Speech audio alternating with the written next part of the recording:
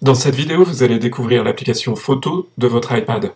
Toutes les photos sur votre iPad peuvent être vues avec l'application Photo. Pour lancer cette application, touchez l'icône de l'application Photo sur l'écran d'accueil de l'iPad.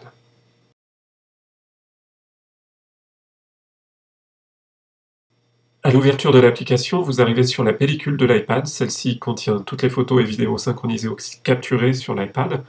Vous pouvez faire défiler vers le bas si vous ne voyez pas toutes les photos sur le même écran, et faire défiler vers le haut pour revenir au début de cette pellicule.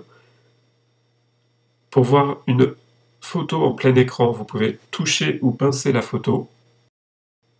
Touchez 2 fois la photo pour zoomer sur une partie de la photo. Vous pouvez naviguer sur cette photo en faisant glisser le doigt dessus. Touchez encore 2 fois cette photo pour faire un zoom arrière. Vous pouvez également écarter les doigts pour agrandir l'image ou pincer l'image pour la réduire. Pour réduire la photo et revenir à la pellicule, touchez Photo en haut à gauche ou pincez la photo avec 2 doigts. En haut de l'interface de cette application Photo, vous avez 4 onglets, Photo, Flux de photos, Album et Lieux. Donc le premier, Photo, c'est la pellicule photo que l'on voit affichée à l'heure actuelle. Le deuxième onglet s'appelle Flux de photos.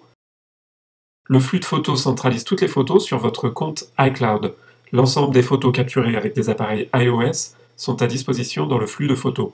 Par exemple, si vous possédez un iPhone, les photos prises avec votre smartphone sont accessibles dans cet onglet. Le prochain onglet, c'est l'onglet Album. Les albums permettent de classer les photos et de les retrouver plus rapidement. Je vous montrerai dans une prochaine vidéo comment gérer les photos et comment créer des albums et y ajouter des photos.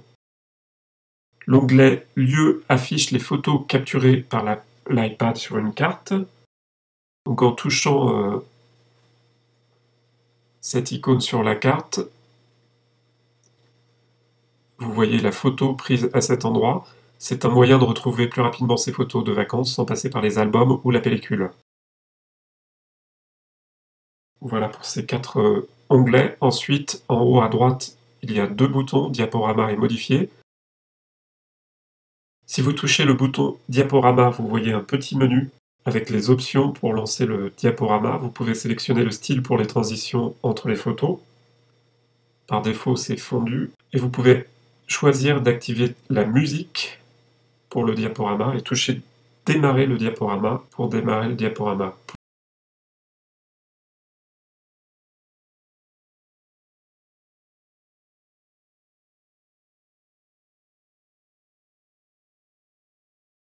Pour quitter le diaporama, touchez simplement l'écran. Touchez l'écran et pour revenir aux photos, touchez Photo en haut à gauche de l'interface. Le dernier bouton en haut à droite, Modifier. Si vous touchez ce bouton, vous voyez que vous pouvez en fait sélectionner des photos dans cette pellicule photo. En touchant une des photos, je la sélectionne, une photo est sélectionnée et je vois un symbole qui s'affiche sur la photo sélectionnée. Vous pouvez envoyer, supprimer ou ajouter cette photo à un album.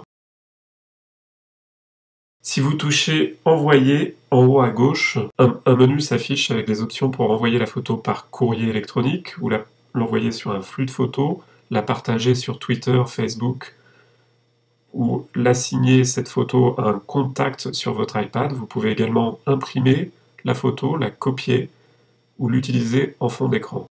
Donc pour sortir de ce menu, je touche en dehors du menu. Ensuite, il y a le bouton Supprimer et vous pouvez supprimer la photo en touchant Supprimer. Donc un menu est affiché pour confirmer la suppression.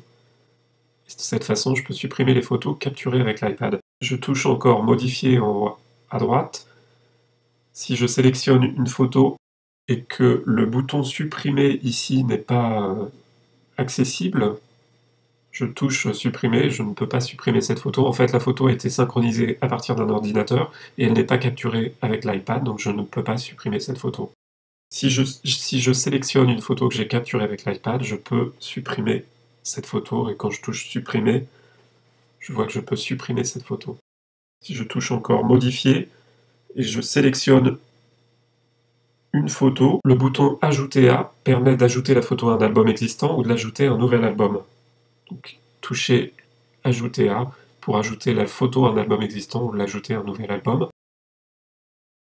Enfin, touchez Annuler pour revenir à la pellicule. Dans la prochaine vidéo, vous allez apprendre à gérer les photos sur l'iPad avec la création d'albums et la gestion des photos dans les albums.